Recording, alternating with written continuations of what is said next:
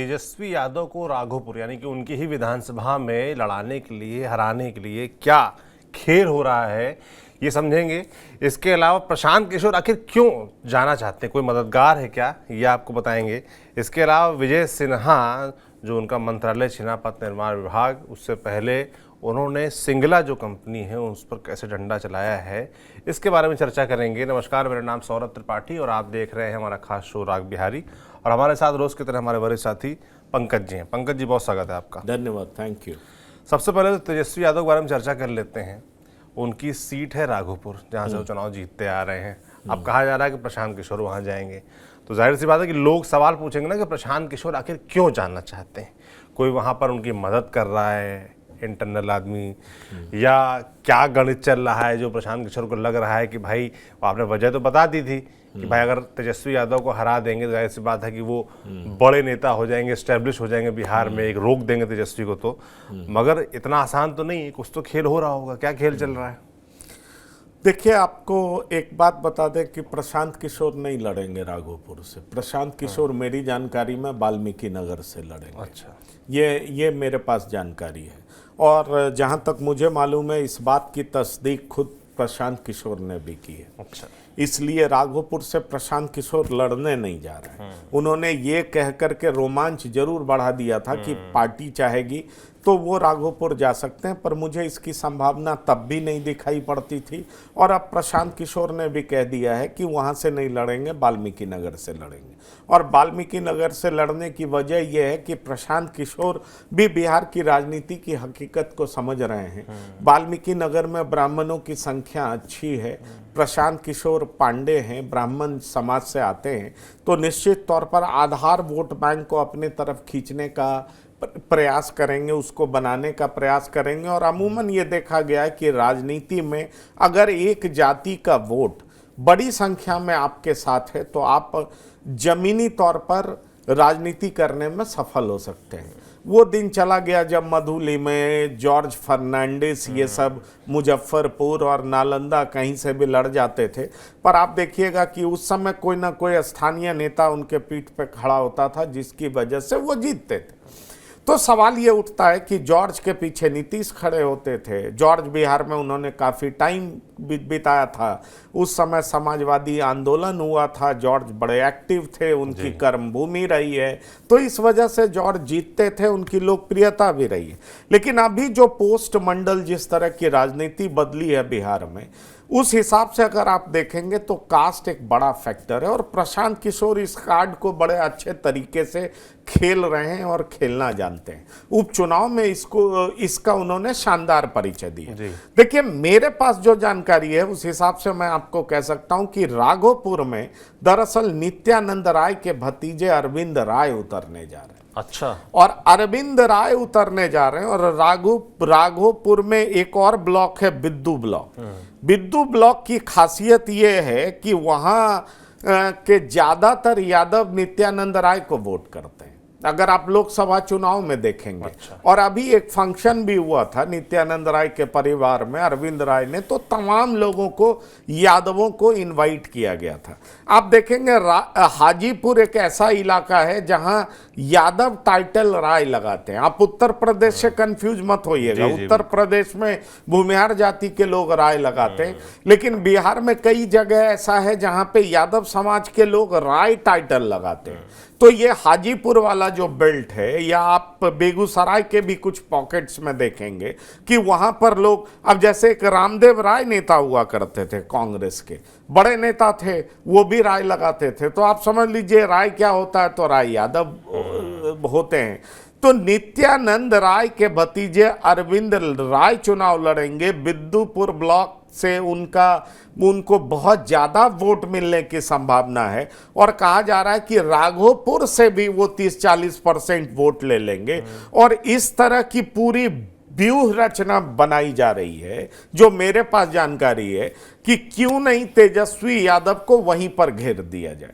और तेजस्वी यादव को अगर वहां पर घेर दिया जाएगा, और फर्ज करिए ऐसा कर पाने में नित्यानंद राय कामयाब हो जाते हैं, तो नित्यानंद राय की भी तो शख्सियत बड़ी हो जाएगी ना कि अरे भाई नित्यानंद राय पिछले 3 बार से जीत रहे हैं।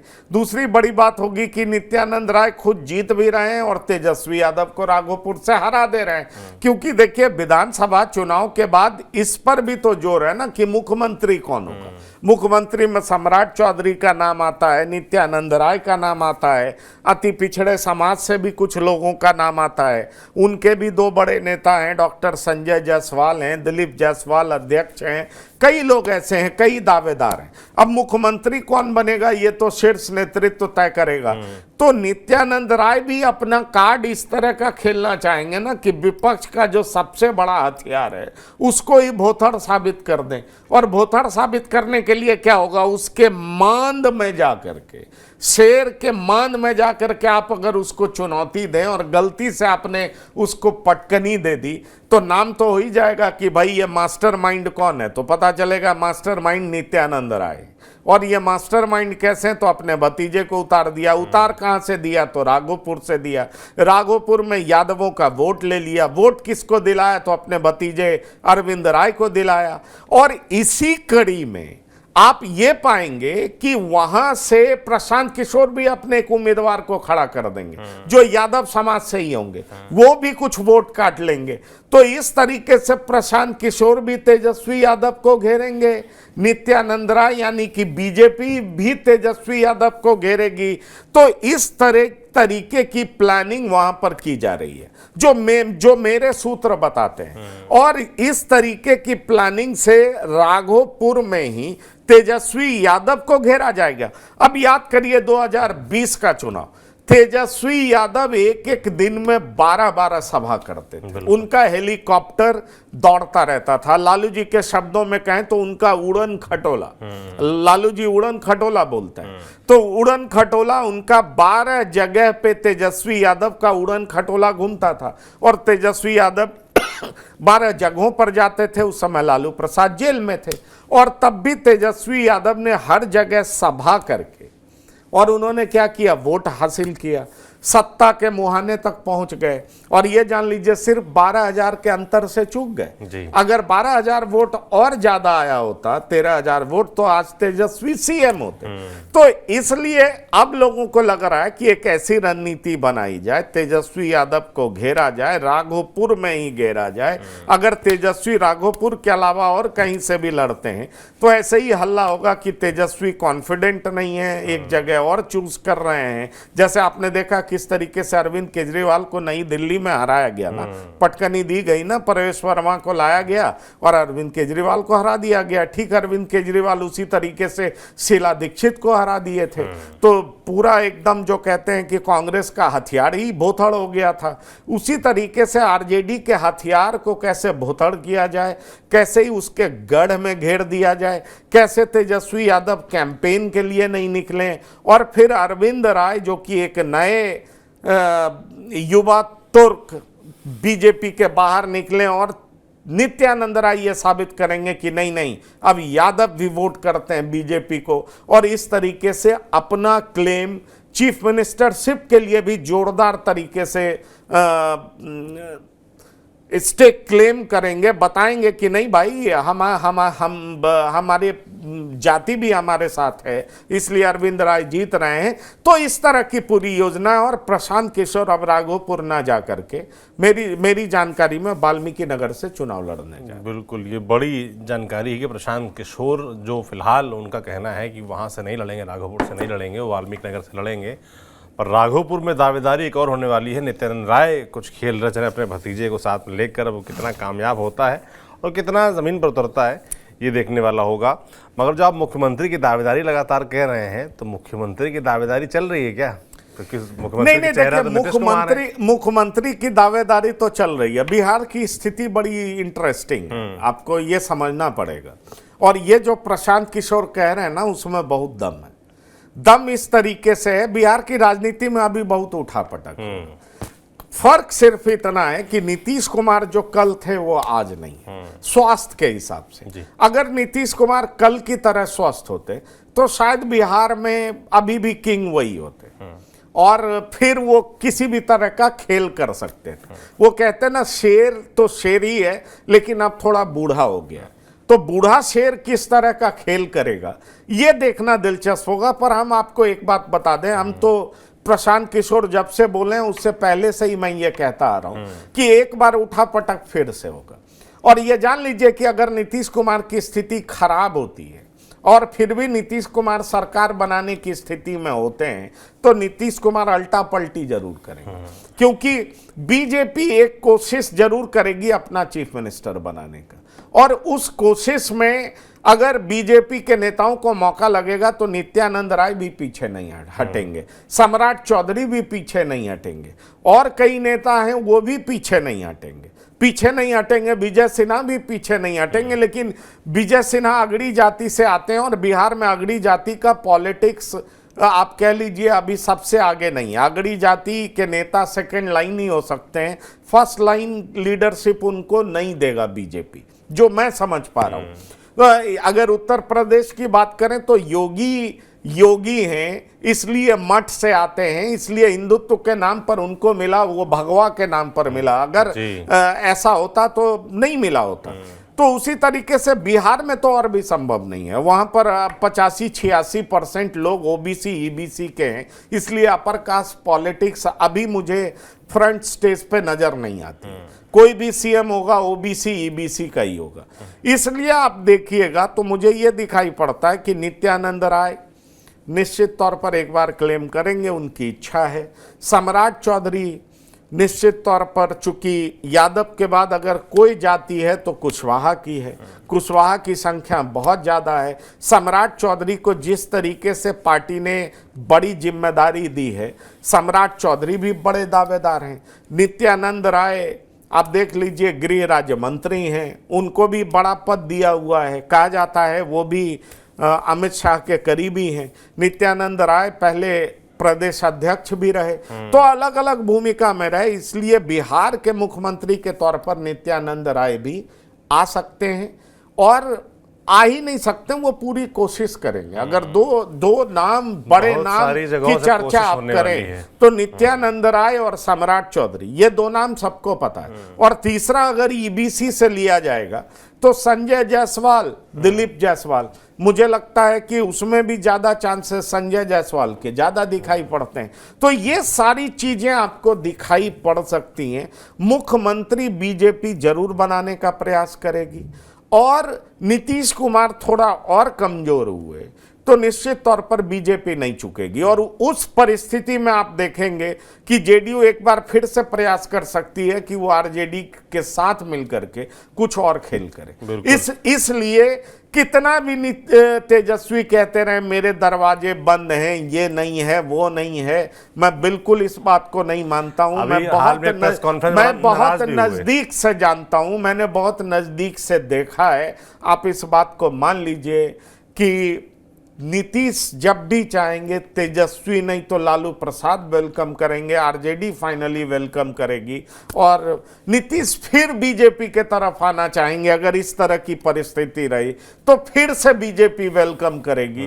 दोनों पार्टी वेलकम करने को नीतीश के लिए तैयार रही है और रहेगी भी, ये साफ दिखाई पड़ता है। लेकिन जिस समय बीजेपी को लग जाएगा कि नीतीश के बगैर भी सत्ता की गुंजाइश है तो बीजेपी अपना चीफ मिनिस्टर देने से कभी पीछे नहीं हटेगी। इस बात को आप जान लीजिए। बिल्कुल, नीतीश सबके हैं इसलिए कहा भी जाता है, और नीतीश जरूरी हैं और मजबूरी हैं ये भी कहा जाता है। आगे करते क्या है ये देखने वाला होगा। बाकी मुख्यमंत्री को लोग रस्साकसी वाली बात है वो पंकज जी ने बताई। आपने एक और नाम लिया विजय सिन्हा का, हालांकि आपने उनके मुख्यमंत्री पद के दावेदारी को खारिज कर दिया तमाम फैक्टर्स को देखते हुए। नहीं, मैं खारिज इस आधार पे किया क्योंकि अगड़ी जाति का पॉलिटिक्स बिहार में अभी दिखता नहीं। मैं ऐसा, मगर अभी कुछ दिन पहले उनसे एक मंत्रालय भी छिना था, पथ निर्माण विभाग, उसको लेकर तमाम लोगों ने, जानकारों ने ये कयास लगाया कि भाई कंपनी है सिंगला, जो कि इंफ्रास्ट्रक्चर की कंपनी है, पुल तमाम चीज़ें बनाती है, विवादों में भी रही, एक पुल गिर गया था, उसको लेकर कहा गया कि उस कंपनी को डिबार किया, इस वजह से हटा दिया गया था। अब कहा जा रहा है कि जाते जाते विजय सिन्हा उस कंपनी पर एक तगड़ा डंडा चला दिए हैं। क्या हुआ है, क्या चल रहा है? देखिए, आपको एक बात बताएं, विजय सिन्हा उप मुख्यमंत्री बनाए गए, पार्टी ने अगड़ी जाति का एक चेहरा दिया। विजय सिन्हा भूमिहार समाज से आते हैं, और विजय सिन्हा लगातार चुनाव जीतते रहे, बीच में एक चुनाव हारे हैं। तो विजय सिन्हा मजबूत नेता हैं, प्रधानमंत्री पिछले दिनों विजय सिन्हा की तारीफ भी किए थे, इसलिए विजय सिन्हा बिहार में बड़े नेता के तौर पर जाने जाते हैं। मैं मुख्यमंत्री के पद के तौर पर इसलिए खारिज किया क्योंकि बिहार में ओबीसी पॉलिटिक्स ही अभी अगले कुछ सालों तक मुझे साफ दिखाई पड़ता है कि हाँ, रियलिस्टिक बात की, इसलिए और बीजेपी जिस तरीके से ओबीसी और ईबीसी की पॉलिटिक्स कर रही है उससे साफ दिखाई पड़ रहा है कि बिहार में तो कोई गुंजाइश नहीं।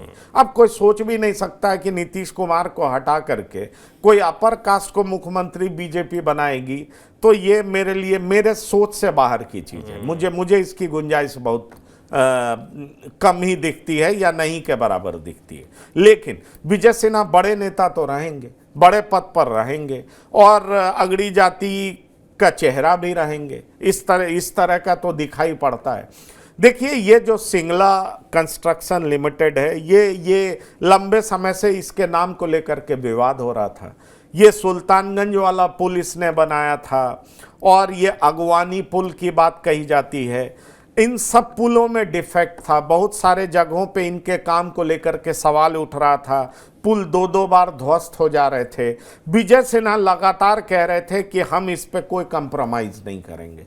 विजय सिन्हा इसको लेकर के कार्रवाई करने के मूड में थे और कार्रवाई करने के मूड में थे तो ऐसा कहा जा रहा है कि ये कंस्ट्रक्शन कंपनी दिल्ली से लेकर के पटना तक कई लोगों के संपर्क में है। आप ये जान लीजिए, कई आईएएस ऑफिसर के संपर्क में है, कई नेताओं के संपर्क में है, इसके अच्छे रिश्ते बताए जाते हैं।